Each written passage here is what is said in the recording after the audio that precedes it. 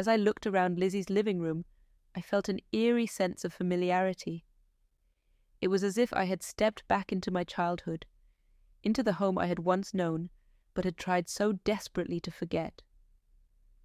There was an altar in the corner, just like the one my parents had. Everything was arranged with such care and tenderness. It was so different from the cold, lifeless beauty of my own home, the one filled with expensive things but utterly devoid of warmth. And that's when it hit me. Lizzie's home wasn't just a house. It was a reflection of a life lived with purpose, with love, with meaning. My parents had tried to give me the same, but I was too blind, too hungry for more, to see it. I had dismissed their world as unimportant, unworthy, and in doing so, I had lost something precious. A wave of homesickness washed over me, and for the first time in years, I felt the sting of regret, sharp and unforgiving. What had I done? When my parents grew old and frail, when they needed me the most, I wasn't there.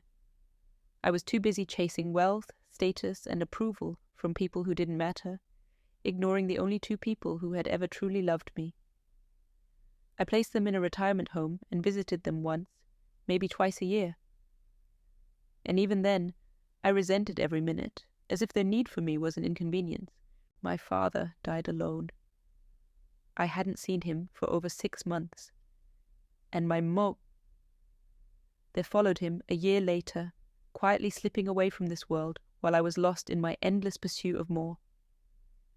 I hadn't been there to hold her hand, to tell her that I loved her, to thank her for all the things she had done.